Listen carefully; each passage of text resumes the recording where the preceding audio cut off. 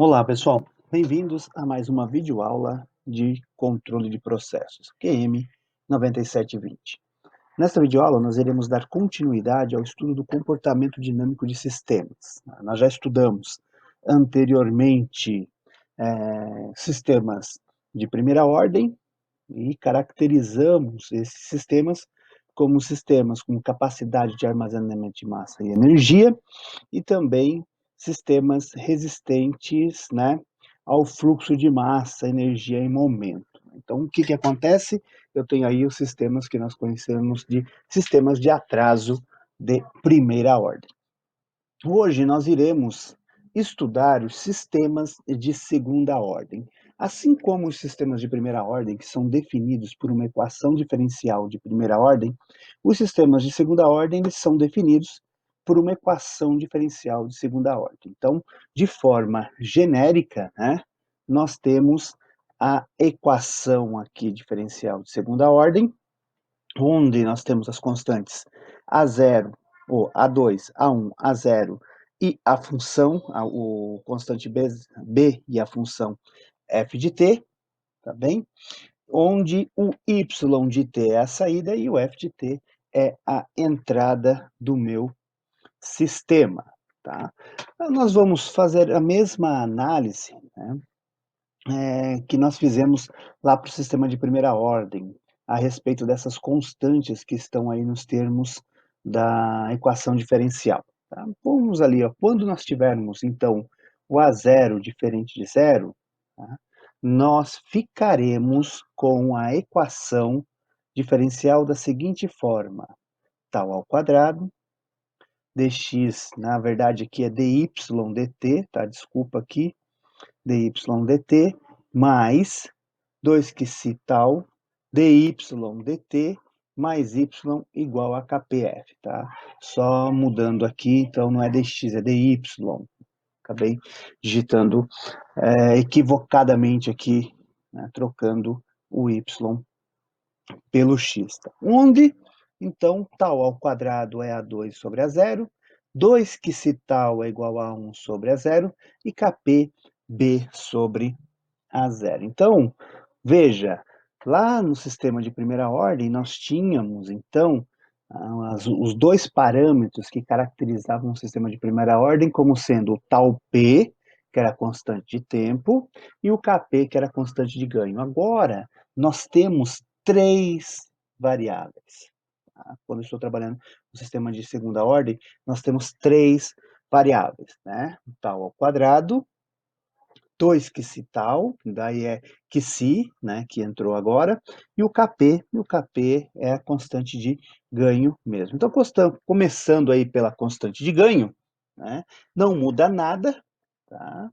Em termos de definição, ela será responsável, então, pela sensibilidade do sistema frente a uma perturbação na entrada. Nós temos agora o tal, né, não é tal P mais, tá? É apenas tal, é diferente. O tal P do sistema de primeira ordem é a constante de tempo. O tal é o período natural de oscilação do sistema e ele pode ser definido, né, como sendo 1 sobre ômega n, que é a frequência natural de oscilação. Tá? Então, o que que significa, né, esse período natural de oscilação do sistema? É considerando que não há amortecimento, ou seja, oscila para sempre naquele mesmo período, né? O amortecimento, nós vamos ver, será a diminuição, então, dessas oscilações. E nós temos aí o QC, que é o fator de amortecimento, que irá, então, atenuar, né, ou não, dependendo aí de como que a gente fala, mas irá atenuar as oscilações do sistema. Tá? Então, agora nós temos o Kp, o tal e o Qc para um sistema de segunda ordem. Então, olha só, como nós podemos, então, fazer todos essa parte de estudo, né? Nós podemos realizar da mesma forma que nós fizemos antes, né? Na análise do sistema de primeira ordem. Mas primeiro vamos aplicar aqui, né, a transformada de Laplace na minha equação diferencial de segunda ordem, e nós teremos a equação característica genérica de segunda ordem, né? Aplicando aqui, ó, é tal ao quadrado, nós temos, então, a derivada segunda de y, tá? Aqui ficou novamente, mas é o y, tá bom? Derivada segunda de y dt, mais, eu esqueci, tal, derivada de y de t, toma-se a Laplace da derivada segunda, toma-se a Laplace da derivada primeira, né? Então, o y aqui, Laplace, e o Laplace, então, da minha função. Então, nós teremos aí a função de transferência, a relação entre a saída y de S, tá? Olha, de novo, vou bater aqui porque foi um erro meu, né? Então, é dy dt, então a saída é y, né? Frente à minha entrada f de t, que em Laplace f de S. Então, nós temos aí Kp sobre tal ao quadrado S quadrado, mais 2 que se tal S mais 1. Então, essa é a equação característica genérica de segunda ordem. Então, nós vamos, né, estudar o comportamento dinâmico desse sistema, né, por meio de um sinal de teste, tá? Então, nós iremos fazer da mesma forma que nós fizemos para os sistemas de primeira ordem, né? Nós iremos aplicar um sinal de teste padrão na entrada e verificar o seu comportamento. E seguiremos os mesmos passos de análise, né? Primeiro nós temos a perturbação, definir o sinal, né, padrão, nesse caso aqui nós já vamos definir aí que será um sinal de teste de grau unitário, então nós definimos este sinal padrão, aplicamos a função de transferência neste sinal padrão, depois nós temos que fazer as frações parciais, né, expansão em frações parciais da função de transferência que resulta ao aplicarmos, né, ao substituirmos o sinal no lugar do f de S, que o f implica na minha entrada, e nós temos então que aplicar a transformada inversa para encontrarmos a resposta dinâmica do sistema, ou seja, encontrarmos a resposta do sistema do domínio do tempo. Tá bem? Então, fazendo isto tudo que nós já acabamos de discutir anteriormente lá no sistema de primeira ordem, eu acabei de falar para vocês, então a resposta a uma perturbação de grau unitário, né, então nós teremos a seguinte função de transferência, né? Nós temos aqui o nosso g de S, que é o Kp tal ao quadrado, S ao quadrado, mais 2 que se tal S mais 1, e eu multiplico, então, pelo meu sinal e uma função de grau unitário, tá? De grau unitário, nós temos, então, aplicando Laplace, 1 sobre S. Tá? Aqui eu já vou aplicar um degrau unitário. Lá na análise do sistema de primeira ordem, nós aplicamos um degrau de amplitude A, né? De amplitude A, que já vai ser unitário mesmo. Temos dois polos, então, para as raízes características, né, que são as raízes da equação, né, as raízes da equação característica, ou seja, as raízes do denominador. Então, se nós pegarmos aí o denominador, né, apenas fora aqui, né, a aplicação aqui do meu sinal, tal ao quadrado S ao quadrado, mais 2 que se tal S mais 1, nós teremos duas raízes, né?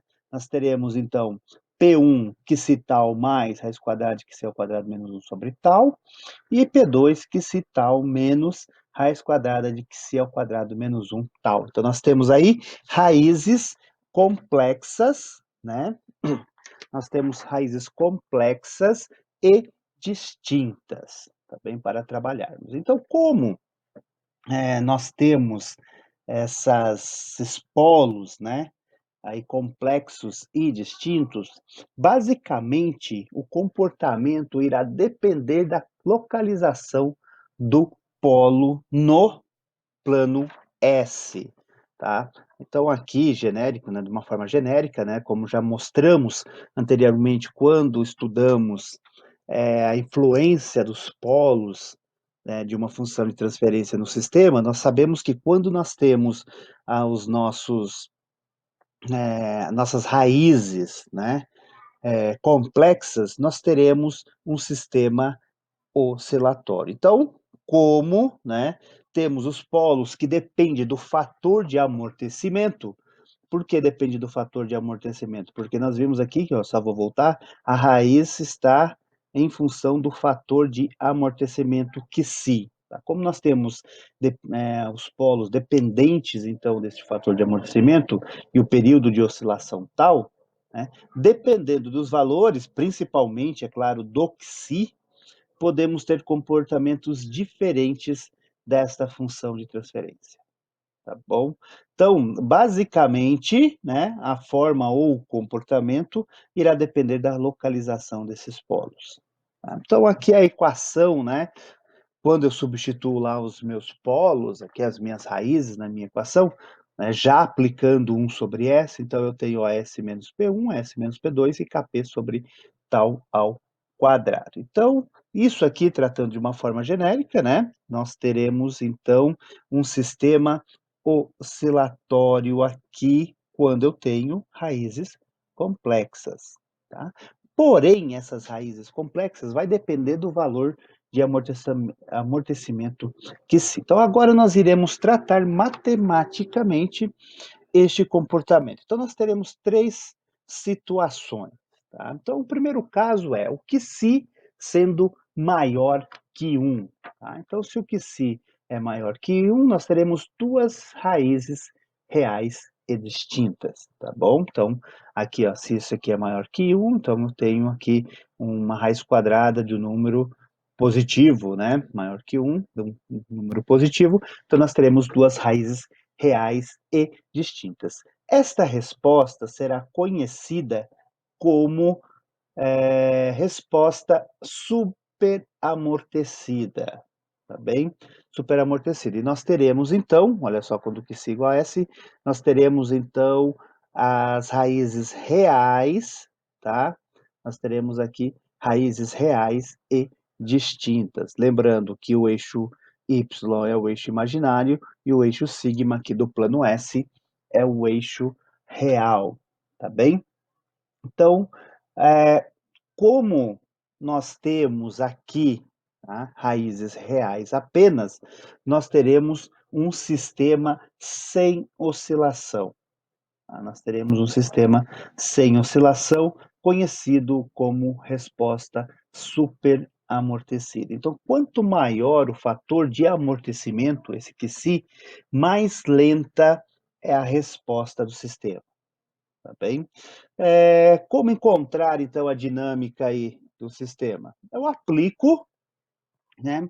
Eu aplico a função, na função que eu tenho, na verdade, né? A transformada inversa. E aplicando a transformada inversa aqui nesta função de transferência, levando em consideração que si maior que 1, nós teremos essa equação linda aqui, né? Olha só que bonito, né? Que coisa mais perfeita, olha que equação, né? Brincadeira, gente. Onde nós temos os termos de cosseno hiperbólico e seno hiperbólico. Veja, o sistema, como eu disse antes, pelo fato da posição das raízes, eu já falei que ele era não oscilatório. E matematicamente nós provamos que ele é não oscilatório. Por quê? Porque a equação final depende dessas funções exponenciais, que é esse e elevado a se t sobre tal, e também dos cossenos e senos hiperbólicos. E cossenos, né, e senos hiperbólicos são funções exponenciais, então nós não temos nenhum termo de oscilação, ou seja, não há nenhum termo trigonométrico que leve a uma oscilação do sistema. Olha que legal, né? Lá quando nós vimos o plano S, nós estávamos fazendo uma análise apenas qualitativa, né, do que poderia acontecer com o meu sistema, se ele era oscilatório ou não, estável ou estável, e aqui matematicamente agora nós conseguimos provar isso. Então, é um sistema não oscilatório. Um outro caso, segundo caso, é que se igual a 1. O que nós temos aí? Polos reais e iguais, né? Se o Xi é igual a 1, tudo isso aqui vai embora, então eu fico com Xi sobre tal sendo as raízes. Então eu tenho ali uma resposta que será criticamente amortecida. Então, aplicando também a perturbação na função de transferência, fazendo a expansão em frações parciais da função de transferência e aplicando a transformada inversa, nós obtemos, né, esta função como resposta dinâmica do sistema, que representa também um sistema não oscilatório, porque é apenas função exponencial. Novamente, nós não temos, né, nenhuma, nenhum termo trigonométrico que leve a uma oscilação do sistema. Então, característica de um sistema de segunda ordem, quando que se é igual a 1, ele é criticamente amortecido, tá bem? E não oscilatório. Mas o que vai acontecer? Ele vai ficar ali no limite, tá, gente? Essa parte aí, o não oscilatório, ele fica no limite. Veja aqui, né? O sistema representa, então, quando que se igual a 1, o mais rápidos dos sistemas amortecidos, né? Que é quais são os sistemas amortecidos? O criticamente amortecido e o super amortecido. Então, o super amortecido é o mais lento deles. Então, o que significa esse amortecimento? Veja, olha, nós temos um tempo maior para que o sistema atinja o valor final. Então, aqui, olha, este carinha aqui, então nós temos o que se maior que 1, tá? E quando que se vai tendendo a 1, né, ele vai ficando, então, criticamente amortecido. Então, quando nós temos ele a que se igual a 1, ele é o limite. A partir desse valor de que se, né, se o que se diminuir de 1, tá, porque aqui é maior que 1 e vai diminuindo até ficar igual a 1, o sistema vai começar a oscilar. E nós vamos ver isso matematicamente. E quando que se igual a 1, é o sistema amortecido mais rápido, tá, o que representa a resposta mais rápida de todos. Ainda é sem oscilação, tá? Mas é a resposta mais rápida que nós temos aí de todos. E o terceiro caso é quando o que se é menor do que 1. Então, nós teremos polos complexos e conjugados. Aqui nós teremos uma resposta que é conhecido como subamortecida. Então, fazendo a mesma análise, né? Aplicando a perturbação, que no nosso caso aqui nós estamos estudando um sinal de teste de degrau unitário na função de transferência, fazendo a expansão em frações parciais e aplicando a transformada inversa, nós iremos obter um sistema oscilatório. Olha só, nós vimos naquela análise qualitativa que quando nós temos raízes complexas, nós temos um sistema oscilatório. Por quê? Porque ao aplicarmos a função de transferência, né, inversa, nós vamos obter esta equação. Tá? E esta equação, além, né, claro, do exponencial, nós temos este termo trigonométrico que irá representar uma oscilação no meu sistema. Então, veja, se nós colocarmos aqui em um gráfico separadamente o termo exponencial e o termo senoidal, nós teremos aqui o exponencial como sendo o decaimento, né, gerado pela parte real do par de polos complexos, e a oscilação, né, criada pelo parte senoidal, né? A oscilação senoidal, desculpa, gerada pela parte imaginária do par de polos complexos. Então, quanto mais próximo de 1, menos oscilações. Quanto mais próximo de 0, mais oscilações. Quanto mais próximo de 1 e quanto mais próximo de 0, o quê? O valor do Xi, que é o fator de amortecimento, tá bem? Então, concluindo aqui a respeito desse sistema, então qual que é o mais rápido, né, todos esses sistemas? As respostas superamortecida é lenta e sem oscilação. A resposta criticamente amortecida, ela é a mais rápida das amortecidas, né, entre a superamortecida e a criticamente amortecida, porém sem oscilações. E a resposta subamortecida é a mais rápida de todas as respostas, porém nós teremos oscilação no sistema. Então, aqui dá para a gente dar uma olhadinha em função do que se, né? Então, o fator de amortecimento vai contar bastante aqui nessa análise toda. Nossa, então quando eu tenho um fator de amortecimento, por exemplo, 10, olha só, né, como que é o comportamento, 5, 3, 1,5, vai tendendo a 1, né, para o criticamente amortecido, ele vai ficando assim, vai diminuindo de 1, ele vai começando a ficar oscilatório, né, o psi vai oscilatório, porém eu tenho uma resposta mais rápida do que todas as outras respostas. Então eu tenho aí o sistema subamortecido. Então, um sistema que tem um psi igual a 0,1, ele é mais rápido do que um sistema que tem um psi igual a 0,7, porém ele é mais oscilatório do que um sistema que tem um fator de amortecimento igual a 0,7. Tá bem? Então, uns sistemas aí mecânicos, massa-mola, amortecedores, sistemas elétricos de posicionamento de motor de corrente contínua são exemplos de sistemas de segunda ordem que não estão no dia a dia da engenharia química, mas está no nosso dia a dia, tá? De outras engenharias, por exemplo, mas temos como representá-lo aqui como sistemas de segunda ordem. Tá bem? Então, pessoal, essa parte aqui, para fechar o comportamento dinâmico de sistema, tá? Foi o sistema de segunda ordem. O que nós temos que entender é que agora nós temos 3 variáveis ao invés de uma única, de 2 variáveis, né, para sistemas de primeira ordem. Sistema de primeira ordem, Kp, tal P, constante de tempo, constante de ganho. Sistema de segunda ordem, tal, que é o período natural de oscilação, que se o fator de amortecimento, e o Kp, que continua sendo a mesma coisa, que é o ganho do meu sistema. Tá bem? Vejo vocês na próxima aula. Abraço a todos.